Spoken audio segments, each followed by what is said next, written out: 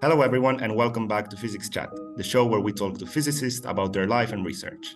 Today, Dan and Tian are joining me in the hosting panel. How are you?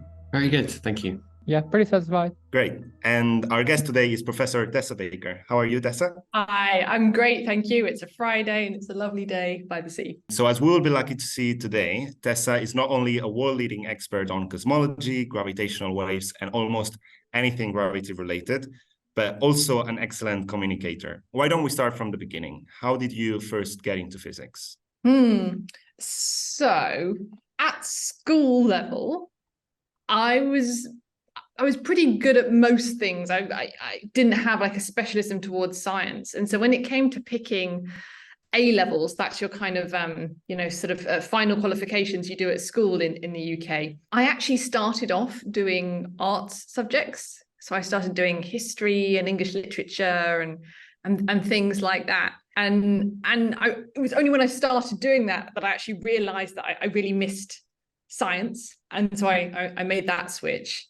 And another thing that happened about that same time in my life was very randomly one day, whilst on the train to school, I picked up from a newsstand a copy of New Scientist magazine, which still exists today, which is writes very sort of public-friendly, approachable articles about all kinds of things going on in science. And I started reading that every day on the train to school. And those two things together kind of set me on a path towards doing science. And then from then it was just obvious that astronomy is just the coolest, part of science. At least it was to me. I can't remember the exact title because this is a long time ago now, but that first magazine I picked up on the very first day, it had something on it like "The universe is quantum," some very kind of sensationalist, completely kind of jazz hands article that smashed together cosmology and quantum physics, and all these things were just completely mind-blowing to me at the time. So those stood out in my mind, and that led me then afterwards, again on the train to school, to start reading a few kind of more popular science books on those kinds of things as well. Yeah, in my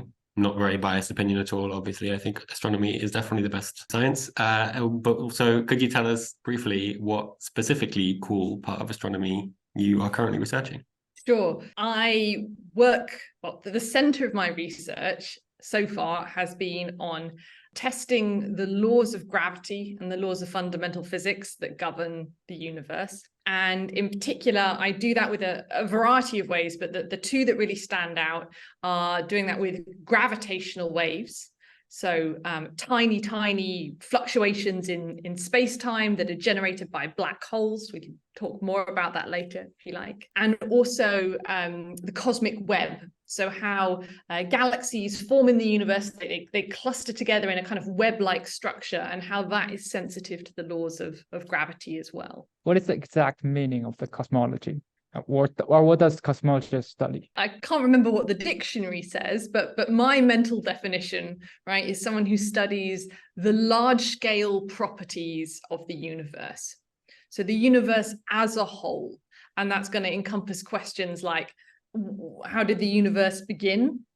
How do we get something from the Big Bang, which probably most people have heard of, this kind of idea that the universe began in a huge explosion? How do we get from a huge explosion to us sitting here on a nice, stable planet? What does the universe contain, and what's going to happen to it in future? Will it always be around, or will it end one day? Those kinds of really major questions. Yeah, so we've also heard several guests talking about the gravitational wave in Physics Chat, but it's not that obvious how gravitational wave related to cosmology. Can you elaborate on that more? Sure. So let's just briefly recap. People may have spoken about this before. What produces gravitational waves? Apart from the Big Bang, that's a kind of separate thing. But most of the gravitational waves that we are detecting these days come from two black holes, or sometimes two dense stellar cores called neutron stars. And it's two of those things basically spiraling around each other and eventually merging. When they do, they release this huge burst of this gravitational radiation, gravitational waves. How do those get connected to cosmology? Well, these pairs of black holes and neutron stars exist in galaxies that we can see very far back in the universe. And I say far back because looking out at a large distance in the universe is sort of like looking back in time. You're seeing something as it was millions, if not billions of years ago. So to me, these objects act almost like lighthouses. There's ways you can extract from those gravitational wave sources a notion of distance, how far away in the universe they are.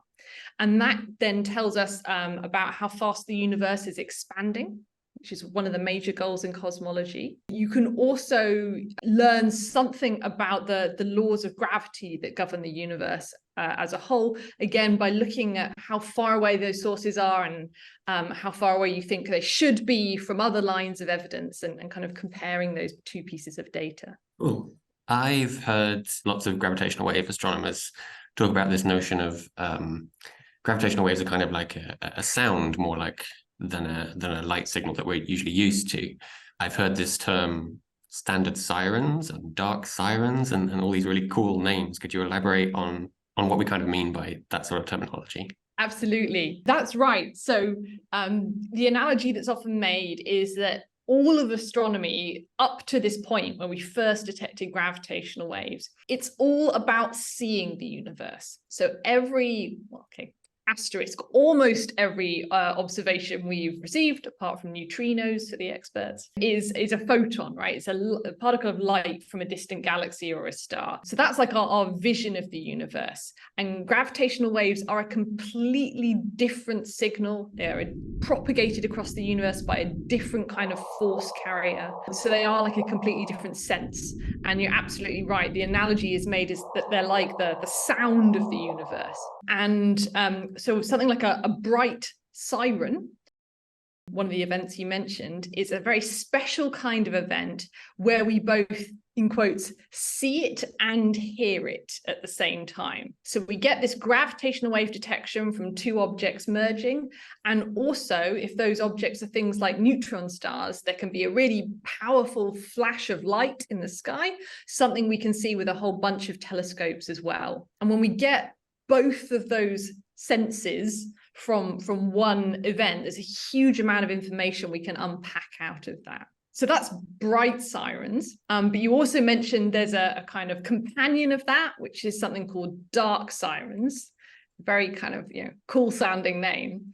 These are the names we give to events that do not have the flash of light. So when we have two black holes merging, for example, we get the gravitational waves coming out, but generally we don't expect there to be a very bright electromagnetic signal, something a telescope can see. So we call them dark, but there are still ways we can use them for cosmology and use them to do science, even without that telescope signal. It just requires a little bit more clever tinkering around. Right. So when people study dark sirens or bright sirens, they have like probably different science output. So what is the advantage of studying dark siren compared to the bright or standard candle?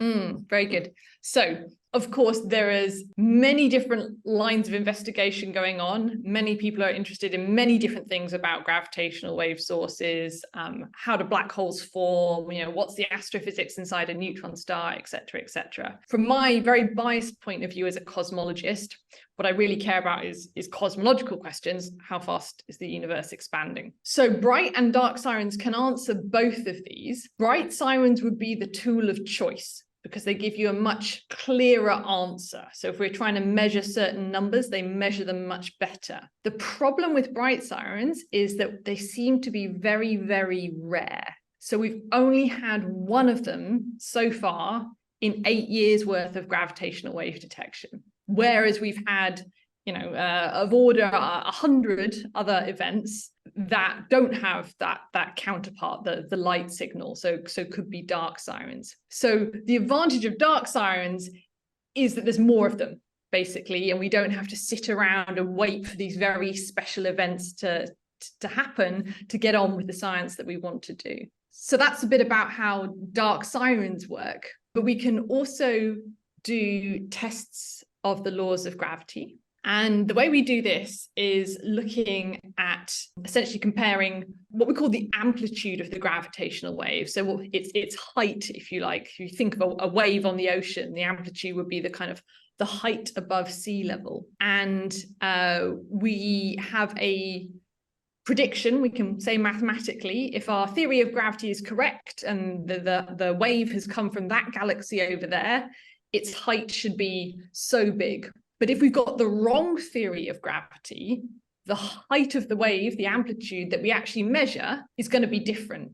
We'll measure something that's either smaller or larger than our predictions led us to believe. And that's the kind of sign that we've got our theory of gravity wrong. And again, it's a case where perhaps one data point we wouldn't trust, but if we get many data points that are telling us all the same thing, we start to think, wow, we've actually, we've got something wrong in our theory here. Wow, that's incredible. So sounds like there's lots of potential and lots of things to keep gravitational wave astronomers busy these days. So what have we learned so far about the universe? Have we worked out how fast it's expanding? Are they obeying the laws of gravity? What's the status? Yes, let me tell you like 3 top results then. Again, all very biased from my position as a cosmologist. Firstly, we have measured the expansion rate of the universe. However, our measurements are currently not as good as that coming from other observations in cosmologies, like measuring the cosmic microwave background or clustering of galaxies. So we have a measurement, but it needs to get a little bit better to be competitive, which it will do as we get more gravitational wave detections. And that's number 1. Number 2 is we have done tests of the laws of gravity, like the ones I just described. So far, there is no evidence for departures from general relativity. But again, it's a case where our measurements are still a bit fluffy. Technically, we'd say, our error bars are quite large. And so we still have some way to go to make things as precise as we want to really say we've tested this hypothesis. The third thing, and something that I was involved with personally, and I was really excited about, was in 2017, when we measured the speed of propagation of gravitational waves. And this is something we were able to do from that special case of a bright siren. So where we have the gravitational wave and the flash of light, the electromagnetic signal. What you measure is the difference in arrival time between those 2 signals. And what we found is that the light signal arrived about 1.7 seconds later than the gravitational wave signal. Now, 1.7 seconds is really, really small compared to the travel time of those gravitational waves, which is millions of years. So actually, if these 2 things are running a race and they arrive almost at the same time, just seconds apart after running for millions of years, that tells us they're basically traveling at very, very, very nearly the same speed, if not exactly the same speed, which would be the speed of light. And so far, the speed of propagation of gravitational waves is consistent with the speed of light. And that's what would be predicted by our standard theory of gravity. Yeah, thank you very much for explaining all these concepts so clearly. However, this wouldn't be physics chat if we didn't have a random question. And we know that you're a fan of trashy TV shows, one of which is Love is Blind.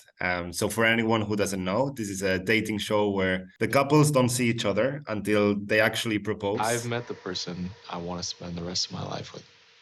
I've never seen her before.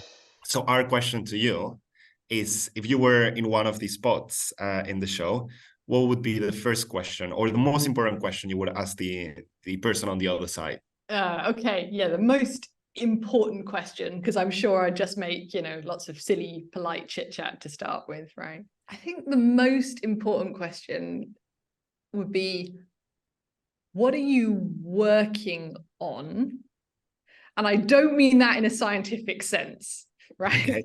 We ask that question all the time in research. What are you working on? We mean, what's your, what are you researching? This could be anything in your life. It could be, what are you doing career-wise? Maybe you're training to run a marathon. Maybe you want to write a novel. But I think for me, it's important for me that I feel like I have something to work towards, whether it's in kind of hobbies or in professional life. And that I have somewhere I want to be and a plan to get there. And that's kind of something I would look for in somebody else, right? Maybe this is a way of saying I'm not a very chill person. I can't drift. I need to have a plan. And maybe that's a characteristic I would need my potential fiance to share. Well, thank you for attending this Traffic TV show. So, but aside from this, if you're not thinking about the universe or watching any trashy TV shows, so what else do you do to unwind? So I really like to dance. So I take salsa classes at the moment, and I go to salsa socials. And what I really like about that is when you're dancing, you can't think about anything else. It all happens so fast, and you really have to be paying attention to what's this other person doing, because it's a partner dance. What am I supposed to be doing? Where are my hands? Where are my feet? There's no space for any kind of worries about, oh, did I lock the front door? And oh, when's my next deadline? And have I, written that document I was supposed to be writing? So that's what I need. After research is to be completely blocked from worrying about my to-do list, I think. We've also heard that you almost set the Royal Institution in London on fire. So can you tell us how that happened? Yes, so I was invited to give a talk on gravitational waves at the Royal Institution, which is a very old institution that does public lectures, so great. And one of their specialisms is they really like to have interactive demos. So I had these calls with the team there where we would talk about my science, and they'd say, okay, yeah, we can, I think we can demonstrate this with some exploding hydrogen balloons, and we can have some fire string going across the auditorium, and all these, flashing lights and lasers and things. And, this doesn't usually happen to a cosmologist. The fanciest we get is like, oh, here's a nice picture. So I said, yes, please. If you want to make some demo for me that involves explosions and fire, I would love that. Okay, folks, please cover your ears. So I showed up on the day, and they handed me a pair of headphones and a pair of safety goggles and a trigger box, and like, press this button for explosion, which I did in front of a room full of people, and it set off. We were demonstrating the bright siren concept and the race of the photons across the universe, and we had fire string going across the stage. So I'm very glad I didn't have to fill out the health and safety forms for that one. That's an amazing story.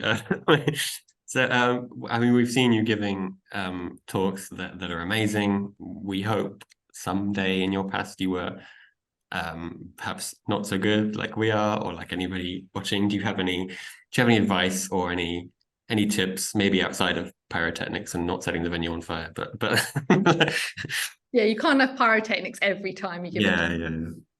Yeah. So I think there are two parts to this. So first of all, giving a talk to other people is really an exercise in getting out of your own head, because when you know all the material that you're presenting, which obviously you do, you can pick pieces out of it in any random order, and because you know all of the concepts, it makes sense to you. When you practice, and I would definitely advise practicing a talk if it's new, what I realized when I start practicing is I've picked out this concept and started talking about it, but the audience doesn't know about all these other concepts that are underpinning that one. And so you really have to find the careful ordering of things to present to people, realizing that, that they don't know all the things you know. The sort of second, I think, realization I have about giving talks is you have to think about, who is this for? And there is a couple of times, maybe when you're presenting to get a job, which we do in science, where the talk is for you.